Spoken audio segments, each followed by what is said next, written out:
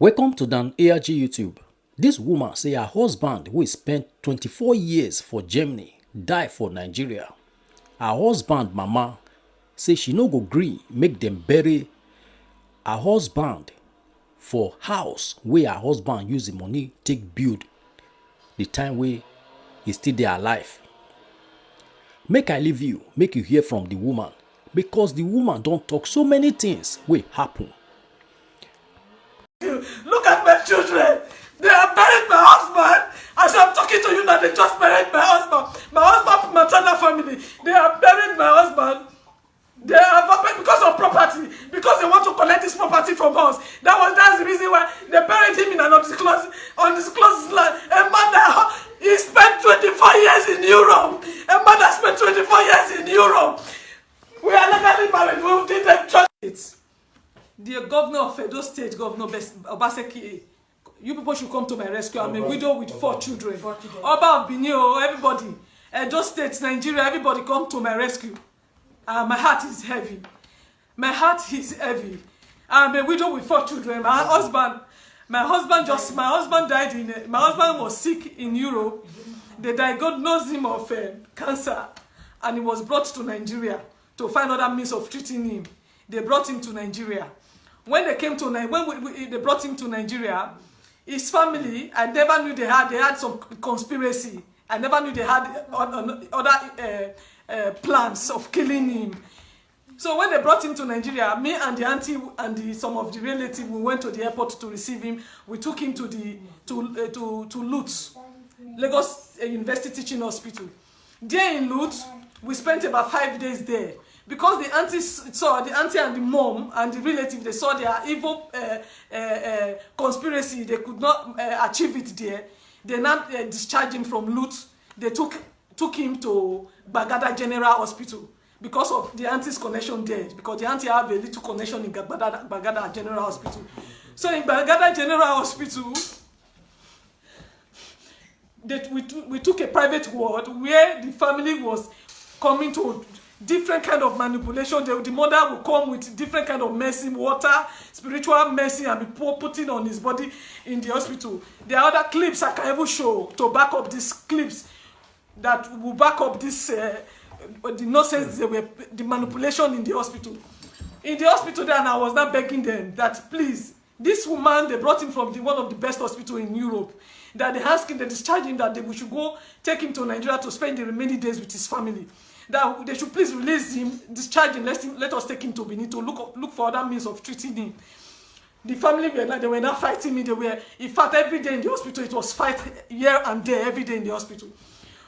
From there, they now connived, they drove me out of the hospital. Even the passport, my husband's document, all the things he belongs, the things he brought from Europe, his document, his international passport, they forcefully collected all those things. My husband gave it to me immediately. He came out from the airport. It gave those things to me. When that day they were driving me from the hospital, they forcefully collected those things from my hand, and they drove me out of the hospital.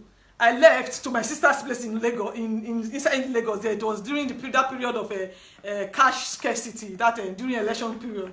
So, even before I left, I told my husband I should not worry, that I'm going to pray for him, that I'm not even leaving Lagos, that I'm still in Lagos, that I will come back and see him. So I now left for my sister's place. Coming back after the election, and I came back. When I came back, I met a different person. My husband was like, in fact, he was like a living, he was already dead. He was just struggling with life. And then when I even came, I met life support inside the room. My husband was struggling with this thing. I even met him. He was even telling he was now aggressive. My husband is a very quiet and calm person. He was aggressive. I was now asking the sister, what happened? Why did his condition deteriorate like this? What happened to him? I said, why is he not aggressive? He said she's tired of that. The whole thing started yesterday. I met my husband, he was screaming, he was asking. The only thing he was even saying, that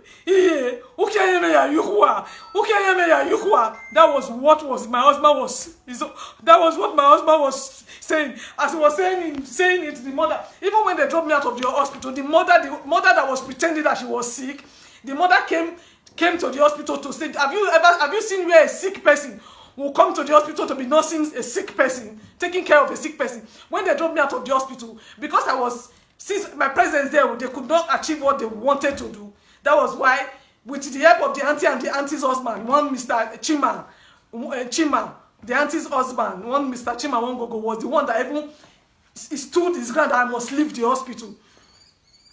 So, God, I'm tired.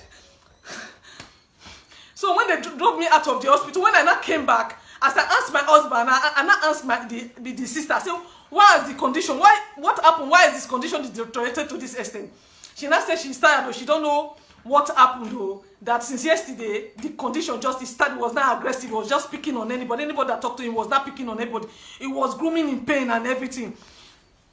So the mother, it was when I came that I even learned that the mother was not staying. Immediately I left the hospital, the mother came to be staying with them inside the hospital so that she can be able to carry out evil manipulation. The evil things that they were doing that they could not do when I was there, they started doing it. So that day as I was there, my husband was still grooming in pain. I was not helping. I tried to carry him up. The auntie now said I should leave. I should not. I said, how dare you tell me my husband is grooming in pain? You are telling him I should not touch him. He said, there, the mother started shouting, that I have come again, oh, that I have come again, oh, that the auntie now went outside to call the securities and the nurses that they should come, oh, that there is a mad person here. So when they came, the mother fought me, tore my clothes, pinched my neck. They now drove me out of the hospital. That same day again that I came back to come and stay with my husband in the hospital. They drove me out of the hospital and I left.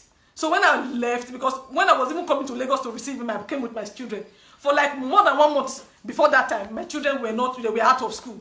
So when I just saw that I have lost it, I cannot fight the battle alone again. Even my relatives in the back home, they were ever telling me that they want to come to Lagos to come and back me up, because I was telling everybody what I was going through. They said they want to go to the palace to inform the palace so that the palace should be aware of what is going on.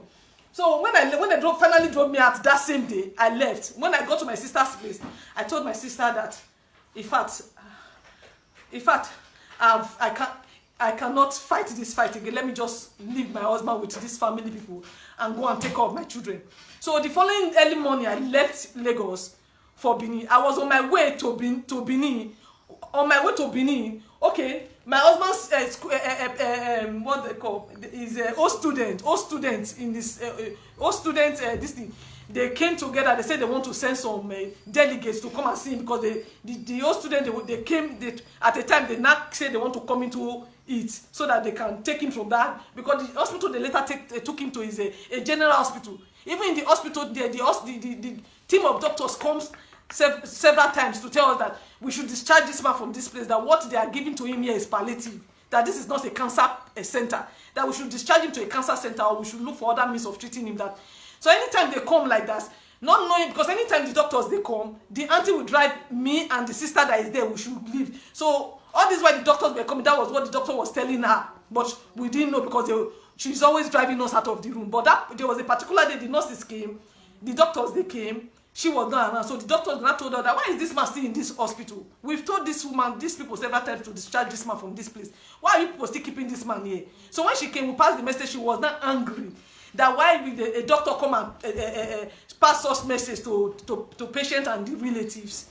So another time again, the team of doctors that came again. This time they met all of us inside the room. As they wanted to talk, the auntie now told the doctor that the doctor should wait, that we should excuse them before they start talking. The doctor now said, we cannot, because we came before and we met this lady. I believe this one is the wife, because they introduced themselves. And so there's no need of us excusing anybody. So the doctors, they now said everything they need to say that this man is not supposed to be here. What the auntie was not telling him, the auntie said, we know all hope for medicals have failed, but we are just banking on God for miracles. Then one of the doctors said, if you are believing God for miracles, you are not supposed to be keeping this man here. You are supposed to take him to a church or somewhere else where you can get access to pastors and the rest others. The auntie now said they should not worry that distance is not a barrier for healing. So when the doctors, they finally left, that after talking to us, when they left, I knelt that I was not begging this auntie. I said, please, auntie, please don't let this man die. Please, because of my children, please allow this man. let's discharge this man, take this man back to Benin, so that we can go and look for other means of treating him.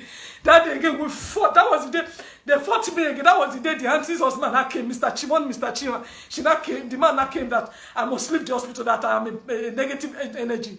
That was how they drove me out of the hospital. I left. Before I now came, the day I said I came, I met him in that bad condition. They fought me again that day I left. Before I now came, I was on my way from Lagos to Benin, when one of the students, because I was supposed to bring the student to the hospital to come and see him, but because they cannot gather that, because of one thing or the other, when I left, I was on my way when the students now coming that they are at the gate of the hospital, that how can they reach me, and I told them I'm not in the hospital, but I directed them on how to get to the ward where my husband is. That was how they left. I was inside the bus going to Benin. So all the while, the friend where they were coming, another of the friend again, one Mr. Bright Idiado, my husband, very good friend, called me again and told me he was at the gate again, that I now told you, I saw some of the students, they have gone to see him, and I directed him on how to reach my husband. It was this my husband's friend that got to the hospital, that now called me later again, that said there is a bad situation, that he came and he met a bad situation, that when he came, my husband has already passed on. Now my husband has already passed on. This is a man that oh God, that my husband has passed on. I was on my way from Lagos. In fact, Nigeria, good people of Benin, the palace of you people should come to my head. Come and fight this fight for me. Because as I'm thinking now, after 2 weeks of my husband passing, nobody communicated to me, nobody spoke to me, no member of the family spoke to me. Neither did they speak to my children to tell us my husband has passed on. It was my husband's friend that told me that day that my husband has passed on. Nobody talked to me. After 2 weeks, so they printed a poster that they want to do my husband's burial. My husband, this is my husband's maternal family that are doing this rubbish now. They printed my husband's a poster planning to do my husband's burial. Unknown to me, they've never passed the message that my husband has passed on. They printed a poster that they want to go and bury my husband. It was that information I got that made me, my family, to take a petition to Zone 5. My family, my father, with the help of the uncle, wrote a petition to Zone 5, to anti-vice in Zone 5. So we are 2 weeks after the passing of my husband. My husband passed on the 28th of February. So after this, we are at Zone 5 since. The anti-vice Oga there, he spoke to us and told us that since it's family matter, we should go home and resolve this issue. That was how we came home, and we talked. The paternal family, they said my husband, before this time, his late father, they've not buried him, that we must go and bury the late father before we will talk about his burial. That was how me and my children, me personally, did the burial of me and my children and my husband's half brother. We went to Onwan West, because my husband is from Onwan West, from Aviosi. That was how we went to Aviosi to do my husband's burial on the 17th of we went for the burial, the final burial of my husband's my late husband's father. So after the burial, in the burial there, the mother came. They invited the mother. They asked us about his achievement, because they don't know much about my husband, because my husband's mother took him away from the paternal family. He does not know. He took him away from the paternal family. So when we went for the burial, the paternal family, they don't know much about him. So they asked me and the mother in the meeting that we should tell them about my husband's achievement. That was how we told them everything. The mother was lying. In fact, the whole family now saw it, that the woman killed the son because of his properties, because she was just lying and saying rubbish. So the papers in our custody, they asked us to bring it before the burial. The ones in my custody, I submitted it, I took it to the family. The ones they asked the mother to bring, the mother refused to bring it. So they now fixed a date. They said we should come back for that. They said we should fix a date and invite them so that they will come and carry out the burial. We came back. The half brother fixed a date and informed the maternal family. The maternal family said, because the paternal family, they said this is the house he built. This is the house he built. They said this is the only house he has completed. This is where he's going to be buried. The mother now flew up. He said that he said over a dead body, would they allow? Will she allow my husband to be buried in the house? Because she is living in the house. For that reason, my husband saying Benin tradition, they don't bury somebody's his own house he built with his money. The mother said he will not be buried in the house. So that was how, it was not talking about tradition. That was how we went to the Oba Palace. We went to Oba Palace so that the chiefs there, they can tell us on how to go, whether in Benin tradition, whether if somebody built a house and the person puts his mother in the house, if the person passed on, if the person cannot be buried in the house. That was how we went to the palace. We went to the palace, they served her paper, she didn't come. She refused to come. When the day of the sitting, the chiefs, they now called her. When they called her, she said she ran to the princess of the monarch. She ran to the princess that she was not finished. She went to lie to the princess. I don't know what she went to tell the princess. So the princess stood by her. That was the reason why she did not come and answer the summon in Oba Palace.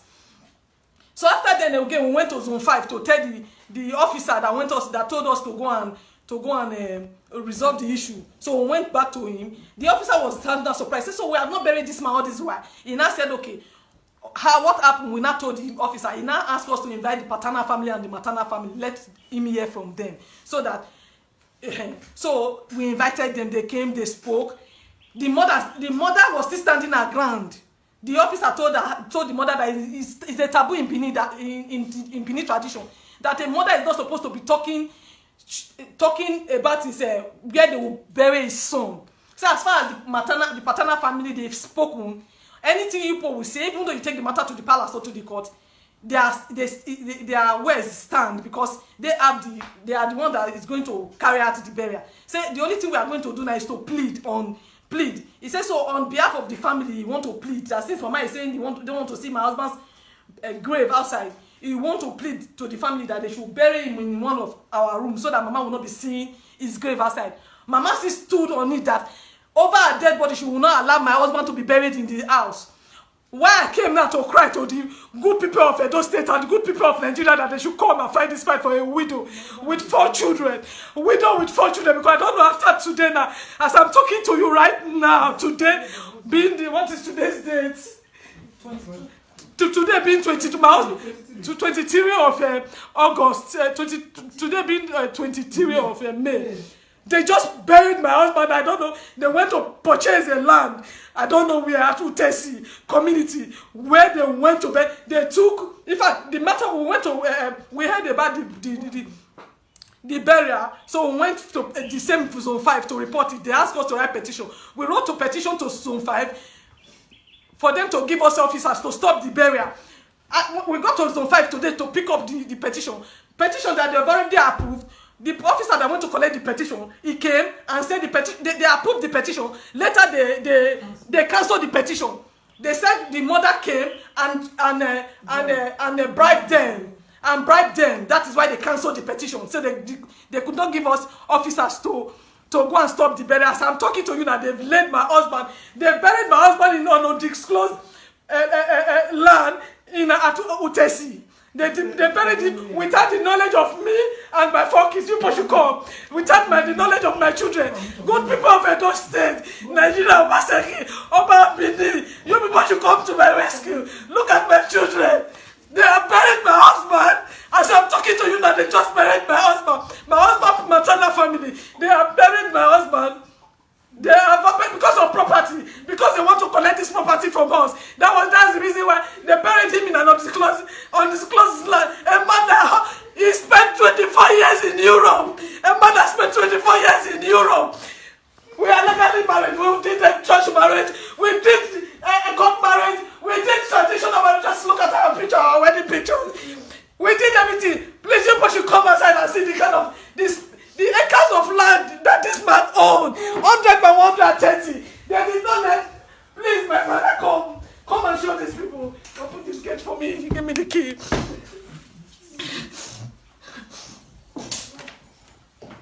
This is my husband's compound. Come and see the plot of land, my husband. They did not bury him here. Look at the compound. 100 by 130 acres of land. Come and see it. You people should come and see. Good people of Edo State, look at my husband's compound. Look at space everywhere. He owned his compound. He owned other property. Look at the mother and the family. They went to bury him at Chelsea. I don't know where they acquired it. Look at the car. When he bought, when he after building this house, he asked the mother to pack him. The mother said if he does not give him mobility, he will not come. That was how my husband bought this car for the mom. This car. Since he bought the car for the mom, he has not come to Nigeria. After buying the car for the mother, he had a problem in Europe that held him in Europe for over 5 years. Coming to Nigeria, and I came with sickness, and they killed him in Lagos. Killing him in Lagos. Now, have you people seen where maternal family buries a man? They bury me with legal. Look at the last picture we took before he left Nigeria. Look at it. The last picture we took together as a family before my husband left Nigeria for left Nigeria. Look at my last baby. It was 7 months when my husband left. Come and see the child now. This child is going to 6 years now. The child is 6 years now. This child does not know the father. Nigeria, Edo State. Oh, God, look at the baby. Look at the baby now. The baby is a big boy now. The boy he have not seen the daddy. I beg, help us share this video and let us know what you think for comment section. If you never subscribe to Dan ARG YouTube, try make you subscribe so that make you for the hear all the things wey dey happen for Nigeria. Make I leave you with this video, make you help us share am. Thank you for watching Dan ARG YouTube.